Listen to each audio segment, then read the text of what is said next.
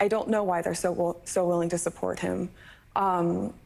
I think it's extremely disappointing, and it is not a hard issue to take. We're talking about a man who, at the very essence of his being, almost destroyed democracy in one day, and he wants to do it again. He wants to run for president to do it again. The they she's talking about is Republican men and women in Congress breaking from Trump and taking the stand against, well, this. And to further deter illegal immigration, I will sign a day one executive order ending automatic citizenship for the children of illegal aliens. You get automatic citizenship.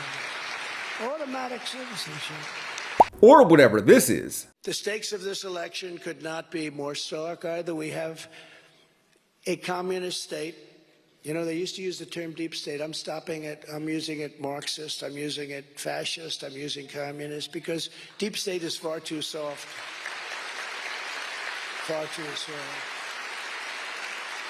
45 has made it clear that he's okay with defying the Constitution. Claiming that he can use an executive order to end birthright citizenship is just one example and should have been enough to get his base in the House and Senate to raise up. Now, someone close to him has decided to be an informant or witness, which is how we got to Trump's current indictments and charges. However, opposing Donald is done in secret, due in part because GOP politicians know that opposing him will hurt their chances of getting reelected. And for what? A man who, according to former White House aide Cassidy Hutchinson, refused to wear a mask during the throes of the pandemic because it smudged his makeup. Before I continue, a week ago, Cassidy Hutchinson sat down with People. The magazine included this excerpt from her book, Enough. Quote, "Trump continues to hurl insults in my direction. I learned how it feels to be on the other side, but I know enough to not react. That's what he wants me to do. He wants me to be defensive. He wants to know when he's hurt someone or gotten a rise out of them.